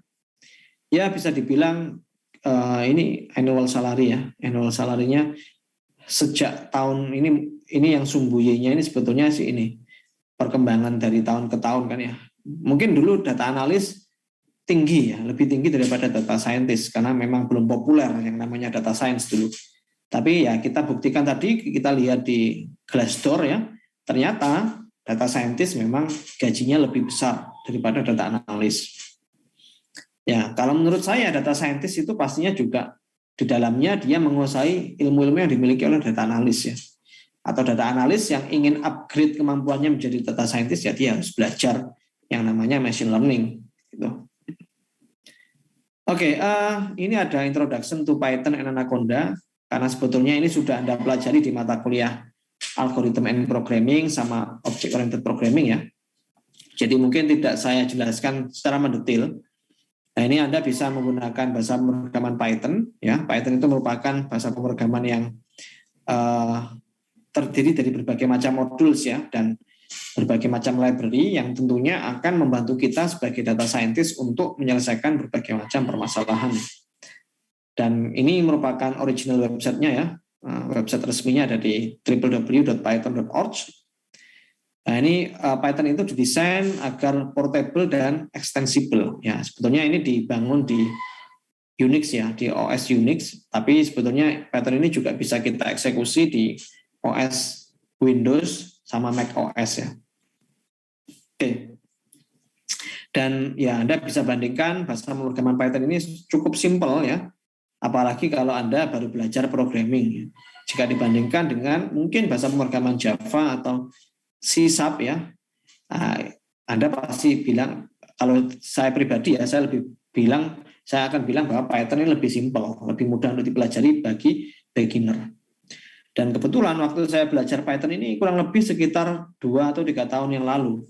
Waktu saya kuliah dulu belum ada yang namanya bahasa pemrograman Python. Dulunya saya menggunakan bahasa pemrograman C tahun 2010. Sekarang ada bahasa pemrograman Python. Dan sama saya juga baru belajar sekitar 2-3 tahun yang lalu. Ya ini Anaconda ya. Anaconda itu merupakan distribusi Python distribution. Jadi Anda bisa gunakan Anaconda itu untuk membuat coding menggunakan bahasa pemrograman Python ya. Dan di dalamnya Anaconda ini sebetulnya banyak sekali modul-modul yang bisa kita gunakan untuk mendevelop aplikasi ataupun program menggunakan Python ya. Dan Anaconda ini bisa Anda download juga dan bisa running di OS Windows, Mac sama Linux ya. Dan kalau Anda install Anaconda, di dalamnya sudah termasuk package-package seperti NumPy, SciPy ya, Matplotlib, Pandas, IPython sama Kython. Ini kalau tadi kita lihat di depan, NumPy, Matplotlib sama Pandas ini kan modul yang akan kita gunakan di mata kuliah Data Science Programming. Kalau Anda install Anaconda, itu di dalamnya sudah include. Kalau Anda pakai Google Colab, apakah include? Jawabannya ya, juga sudah include. Jadi nggak usah khawatir entah pakai Anaconda atau pakai Google Colab, silahkan. Ya, ini kelebihan dari Anaconda ya. Anaconda itu merupakan ya versatile. Versatile itu serbaguna ya. Jadi di dalamnya itu banyak sekali fitur ya. Saya pribadi sendiri juga belum mengeksplor secara mendalam terkait dengan fitur-fitur yang ada di Anaconda ini. Yang sudah pernah saya gunakan ya itu Jupyter Notebook sama Spider. Itu juga saya gunakan untuk coding Python ya. Nah ini ya, karena memang Anaconda ini bisa dibilang ini open source ya. Open source berarti kalau ada kebutuhan baru ya, pendistribusinya lebih cepat ya. Karena modul-modul itu bisa kita install ya dari developer yang lain, tidak harus menunggu dari vendor ya untuk membuat fitur tertentu, karena ini open source ya. Jadi semua orang bisa berkontribusi untuk membuat modul-modul di Anaconda. Oke, dan bisa dibilang Anaconda ini juga cukup aman ya, cukup aman untuk data Anda yang Anda nanti gunakan untuk data science ini ya. Jadi bisa dibilang stay safe and secure, berarti ya dia bisa dibilang bahasa pemrograman ini secure, aman ya. Ini ya caranya bisa Anda install di sini, ya ini saya nggak perlu jelaskan satu persatu ya. Nah ini Jupyter Notebooks ya. Jupyter Notebook ini sama dengan ini. Saya bisa coba share screen dulu.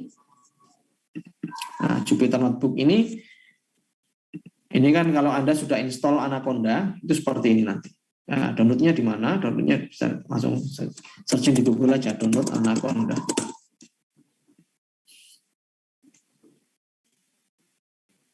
Python-nya sudah versi 3.9 ya. Nah ini Anda download, sesuaikan dengan operating system Anda, nanti silakan Anda download. Nah, nanti kalau sudah di-download, di-install, nanti akan ada tampilan seperti ini. Jadi Anaconda ini punya yang namanya environment ya. Jadi dia semacam kayak apa ya, istilahnya bisa dibilang seperti kayak operating system gitu ya. Jadi saya bisa membuat dua buah environment yang berbeda. Jadi saya ibaratnya punya dua komputer yang berbeda, yang mana bisa jadi versi Python-nya bisa berbeda. Karena ada beberapa kasus juga ya, ada beberapa modul yang bisa jalan di versi Python yang lama. Jadi saya bisa nge-create environment yang satu lagi. Misalnya yang ini sekarang ini Python-nya versi 3.9, terus saya pengen downgrade ke 3.8. Saya nggak perlu menghapus yang environment saya sekarang, saya bisa create ya. Saya bisa create environment baru. Nah, terus Python-nya misalnya Python-nya saya kasih bentar. Nggak bisa.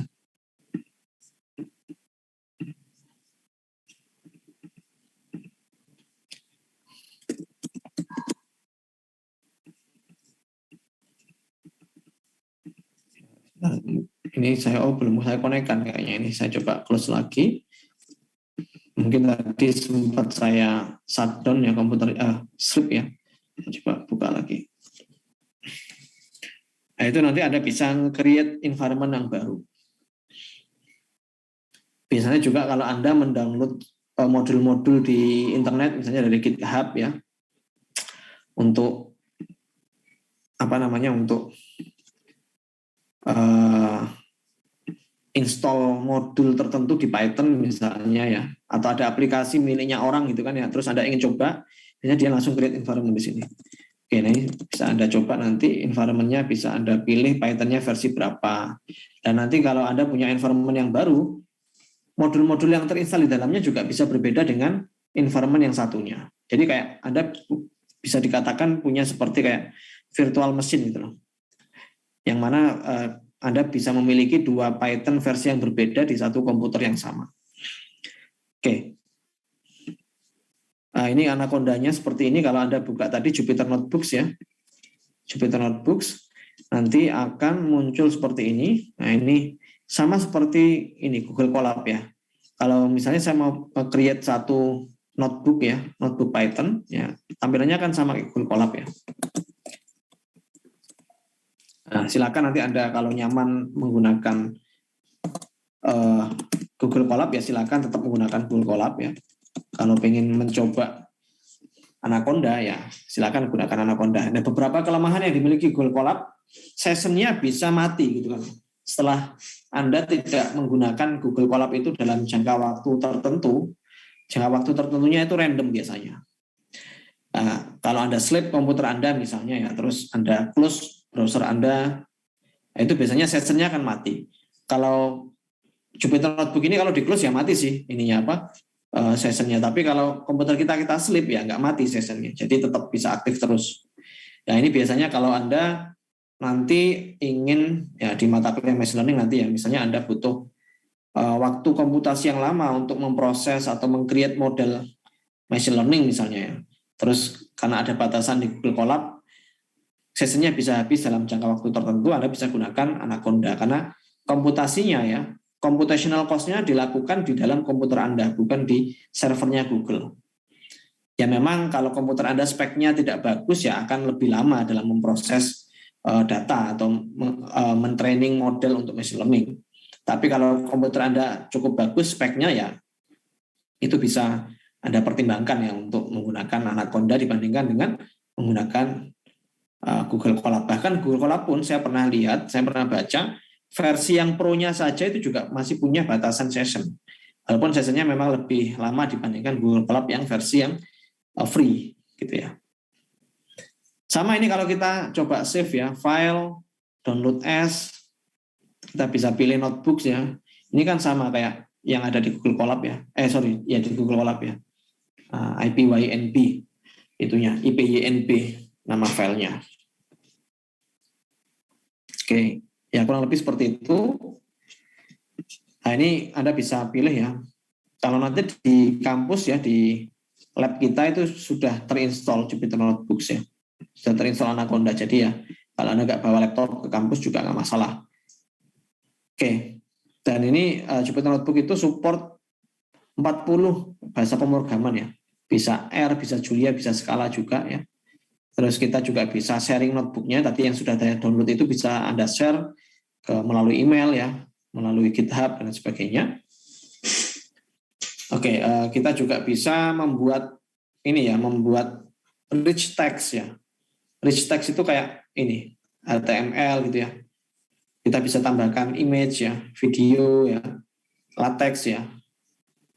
Dan di sini saya juga enggak hafal 100%. Biasanya di sini Anda bisa tambahkan sebentar, insert cell below, ini kita ganti misalnya cell type-nya ini kita ganti markdown. Ini kan kayak apa ya, latex ya, latex itu. Kalau ini berarti dia bold nanti kan ya. Jadi dia kayak rich text ya. Anda bisa membuat rich text di markdown ini, di markdown cell-nya. Pakai bahasa HTML juga bisa. Saya belum pernah coba, tapi nanti silakan dicoba ya. Biasanya ini berguna kalau Anda ingin menghias notebook Anda. Misalnya Anda memberikan komen di sel tertentu dengan tulisan-tulisan yang menarik gitu ya, dengan gambar-gambar itu bisa Anda gunakan markdown di sini. Oke, dan Jupyter Notebook ini juga memiliki integrasi dengan big data ya, seperti Apache Spark ya, Python, R, and Scala. Dan Jupyter Notebook ini juga support TensorFlow ya. Nanti kalau Anda belajar mengenai deep learning itu menggunakan library dari TensorFlow. Oke, ini untuk aksesnya Anda bisa langsung searching aja Jupyter Notebooks atau Anda bisa buka Anaconda Navigator. Yang saya buka ini Anaconda Navigator ya. Ini kayak kalau kita bisa umpamakan seperti kayak XAMPP. Di dalam XAMPP kan ada yang namanya phpMyAdmin, ada FileZilla gitu kan ya. Anaconda Navigator itu sama, dia kayak di dalamnya ini kalau kita buka kita bisa navigate ke berbagai macam fitur yang disediakan oleh Anaconda. Oke, kita lanjut ya. Ini untuk Python-nya kita bisa create file Python, terus ya ini notebook name-nya ya, ini contohnya ini kalau misal saya ganti name-nya jadi kuliah DSP juga bisa ya. Ya kurang lebih sama lah ya. Saya nggak perlu jelaskan satu persatu, ini kayaknya sudah Anda pelajari juga ya di mata kuliah Algorithm and Programming. Nah, ini untuk hello world-nya. Nah, ini markdown cell yang tadi saya bilang. Kita bisa tambahkan rich text ya. Oke, terus ini untuk ya. Oke, ini untuk coba ya kita coding sederhana saja. Number 1 equal 5, then number 2 equal 6, then number 3 equal number 1 plus number 2 misalnya. Nah, terus kita print number 3. 11, 5 tambah 6, 11 kan. Ingat kalau kita ingin eksekusi code ya di sebuah sel tertentu, dan ini code ini ada kaitannya dengan sel-sel sebelumnya, maka kita harus eksekusi. Nah, sel-sel sebelumnya kita harus eksekusi terlebih dahulu. Nah, seperti itu. Nah, oke, terus kita coba kembali lagi ke slide-nya. Ya. Nah, ini seperti ini ya, untuk eksekusinya kita harus perhatikan juga sel-sel sebelumnya sama sel-sel sesudahnya. Jadi kita harus eksekusi kode-kode sebelumnya kalau memang sel ini itu masih berkaitan dengan previous selnya. Seperti itu. Nah, ini kalau untuk ini ya, untuk mendownload ini bisa tambahkan di sini file download as IPYNB-nya. Kalau Google Colab saya kira sudah tahu semua ya. Nah, ini saya nggak perlu jelaskan satu persatu, tapi nanti untuk minggu depan kita akan coba belajar tentang basic programming di Python. Jadi sedikit mereview apa yang sudah Anda pelajari di mata kuliah Algorithm and Programming sama OOP. Oke, saya kira cukup ya untuk perkuliahan kita hari ini. Sebelum saya akhiri, mungkin ada pertanyaan, silakan. Permisi Pak. Silakan. Saya mau tanya, di Jupyter Notebook itu apa bisa memunculkan kayak suggestion-nya yang kita ketik itu, terus tinggal kita enter nanti muncul? Saya pernah coba ya, tapi kayaknya harus enable fitur tertentu kayaknya di Jupyter Notebook, atau enggak, kalau nggak salah juga harus install plugin tertentu itu biar code completion-nya bisa aktif ya. Ya itu saya juga kemarin sempat nyari ya, saya coba ya. Oh ini, saya coba share screen lagi ya. Kalau saya klik, tapi saya rasa dulu pernah pernah cari tentang itu juga ya. Nah ini saya misalnya klik 6 ya, saya klik tab ini, nanti muncul code completion-nya. Nah input ya, dipencet tab ya, dipencet tab ya.